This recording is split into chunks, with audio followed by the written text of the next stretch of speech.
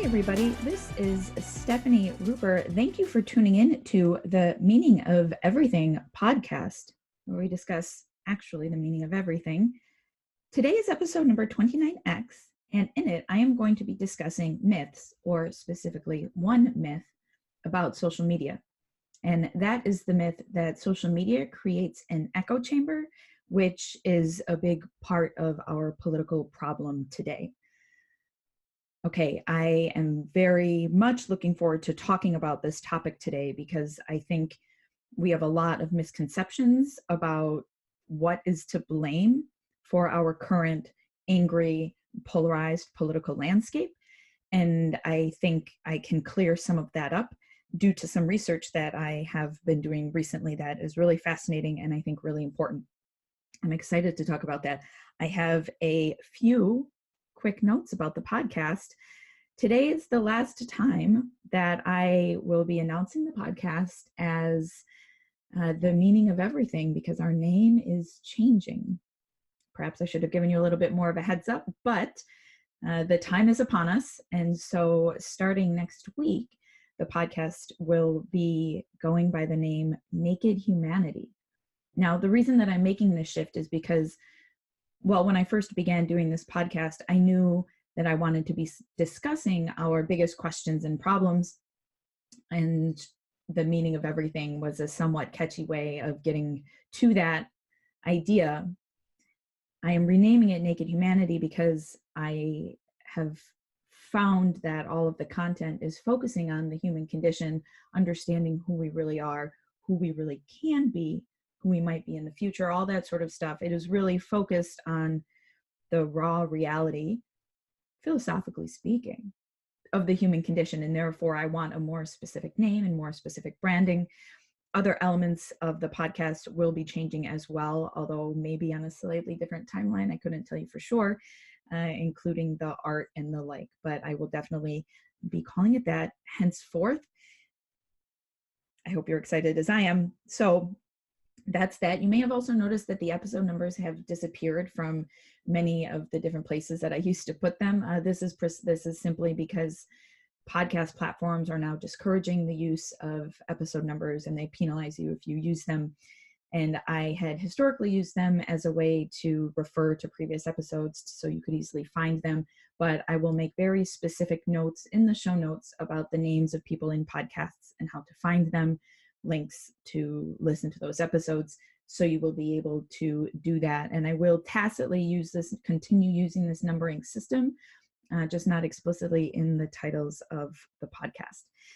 Those are a few quick things. And we also have, of course, a winner in the book giveaway for this week. The winner, his name is Joe. He has not provided a last name. Joe is going to be very lucky because the books on the book giveaway are really amazing. Do check them out. StefaniRuper.com/book giveaway. I really like all the books. You get to pick one. I'll send it to you. It's one of my favorites. I will have read it. Please email me after you've read it. Let me know what you think. I would be more than happy to chat with you about it, or take a photo, tag me on Insta, or send one to me and I'll tag you. All that sort of fun stuff. Okay, that's a lot of shopkeeping, but all very important. Very happy to share that with you. Now, moving into the content for today's episode, the big myth about social media, one of the big myths about social media. Okay, so there is a narrative, a very strong narrative, a very popular narrative in our culture today that talks about social media as an echo chamber. And what we mean by that, if you don't already know, is an echo chamber is when you're constantly just surrounded by ideas that are very much like your own. And there's another idea about social media concept. It's called a filter bubble, which is basically social media platforms. You set your own filters based on the kinds of things you like, the kinds of content you search for, the algorithms that operate these platforms, which we talked about in the previous episode of this podcast at great length, which is great, with Dr. Chris Burr. Please do go check that out. The algorithms that these platforms run on very quickly figure out what your preferences are, and then you have filters. And you don't necessarily, sometimes you know when you're filtering the content you're receiving, and other times you don't, and it's just a guess based on these algorithms. And so the idea is that social media becomes this world in which you are so surrounded by your own viewpoints that you just get really entrenched in them and won't consider others. And that's why people have become increasingly angry at other political parties. In fact, political anger has doubled in the last 10 years at minimum, which is a huge, huge amount of anger to be holding. And we have also become at least twice as polarized as we were 20 years ago, which is to say Democrats have moved further left, Republicans have moved further right, and they disagree half as much in terms of what are the primary issues facing the country, right? For example, climate change on one hand, or free speech or immigration or what have you on the other. So social media is in part to blame for this because of the idea of the echo chamber. But recent studies have demonstrated that this idea doesn't really hold up. And these studies have been very rigorous. One such was conducted at Oxford, at the Oxford Internet Institute. The findings were corroborated by the Knight Foundation, among many other people, and it is becoming well known, actually, in internet studies that these myths are in fact myths. So the studies have demonstrated that we actually don't encounter only our own viewpoints on social media. There's no reason for us to. We all know people who disagree with us, whether we want to or not. We all have friends from back home, quote unquote, back home. We all have friends from colleagues from work, people we met a couple of times. We all have difference on our social media feeds. And this study done at the Oxford Internet Institute actually demonstrated that only 8% of adults in the UK are in some kind of danger of being in an echo chamber on the internet. And pretty much the rest of us are constantly seeing other views, constantly. The problem, I propose, actually isn't that we're not seeing different viewpoints on social media. I think the problem is that we are, or rather we're having unique ways of being able to interact with this, right? So we encounter difference all the time and we get angry, right? I think the problem is social media provides us with a simplified platform in which to express outrage. People have immediate reactions. In fact, it has been demonstrated, being in an echo chamber in some ways could even be more helpful, because it has been demonstrated that humans react in such a defensive way to viewpoints that are different from their own, that they will actually become more entrenched in their current viewpoint when presented with opposing evidence or with an alternative argument.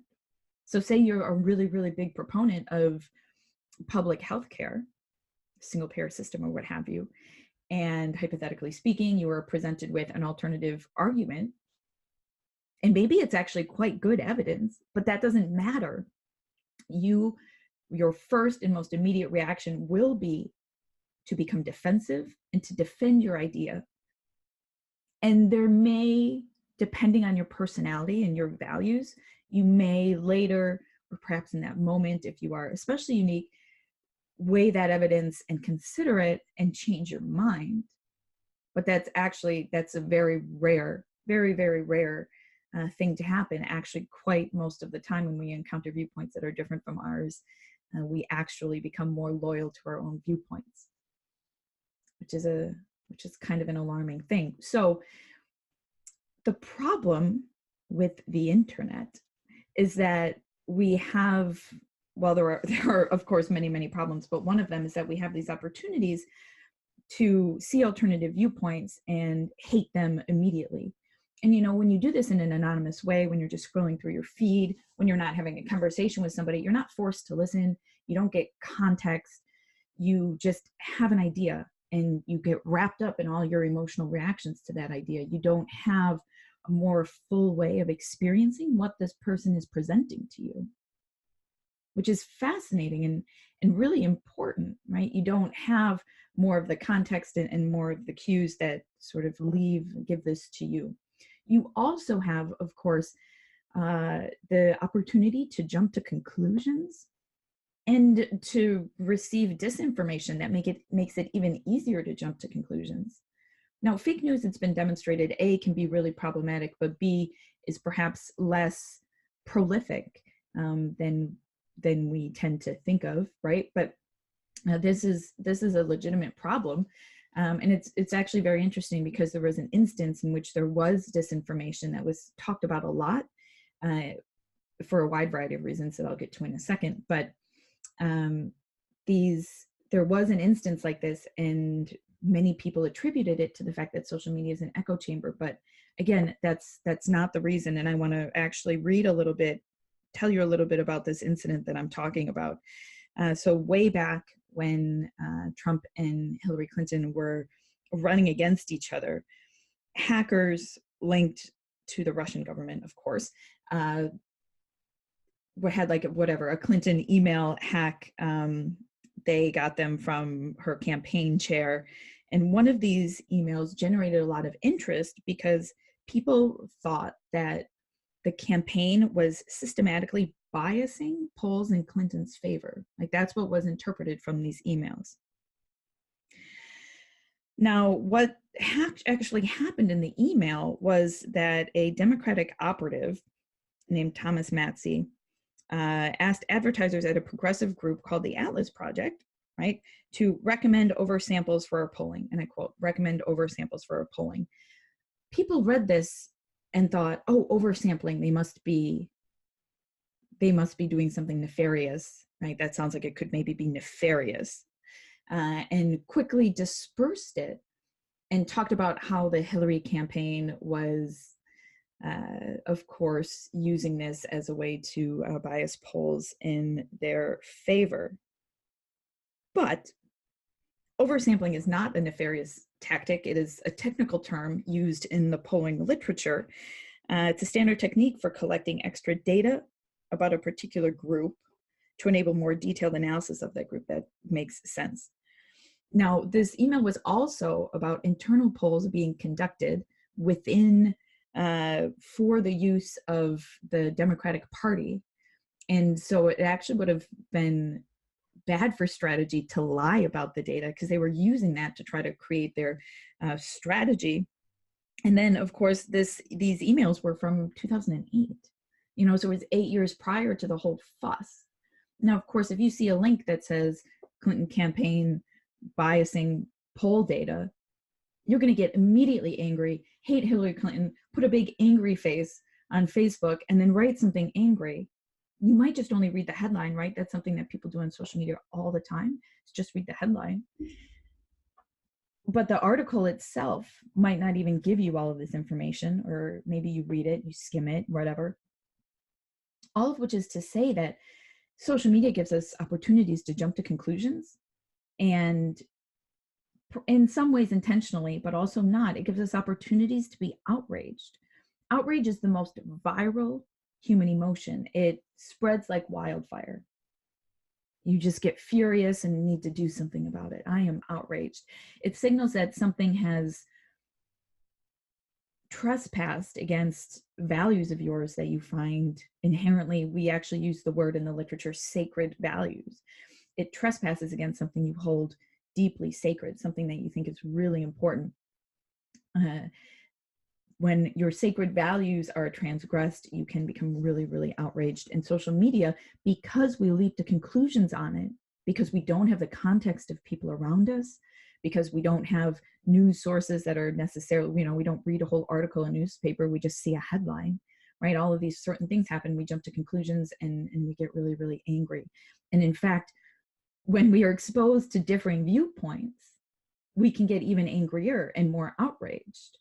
And so in a sense, like I mentioned a little bit earlier, this idea of an echo chamber is inherently flawed, because actually part of the problem is that we're encountering difference, but we're just not reacting to it appropriately. We're not considering what people are saying. We're not digging behind the headlines. We're not checking our own emotions at the door, which is a hugely important thing to do if you want to have a reasonable arguments and believe true things. And none of these things are happening. And so this idea that the echo chamber of social media is a problem is a problem. It puts the blame on the platform of social media, where actually the problem is within ourselves. It's within our propensities to read information quickly. It's in our propensities to jump to conclusions and to get outraged and react in an anonymous way. And so these are all things that we can actually educate ourselves about, our friends about, our children about, so that we can become more civil civilians and become better at discourse and arrive at better ideas. That is my hope, anyway. That is my most sincere hope. So that is one myth about social media that I wanted to discuss today. I will probably be discussing more myths in the future. I think there are a lot out there, and I think we tend to, because we have such polarized voices in such a polarized world, we tend to radically misconstrue a lot of the world. Republicans misunderstand Democrats, Democrats misunderstand Republicans. Those are two very simple examples. We misunderstand capitalism, we misunderstand socialism. There are all of these different things, and it's all just because we live in a society that doesn't necessarily make it easy for us, and we don't make it easier for ourselves, of course, because of things like I talked about today. It doesn't make it easy for us to weigh all of the evidence and listen to all of the arguments and come to an unbiased opinion, of course. So thank you so much for tuning in. This has been episode number 29X of Historically the Meaning of Everything Now, the Naked Humanity podcast. I am Stefani Ruper. You can find me on Facebook, Instagram, and Twitter at Stefani Ruper. Please do get at me. I would be so happy to hear from you. Thank you so much for tuning in. I will see you next week.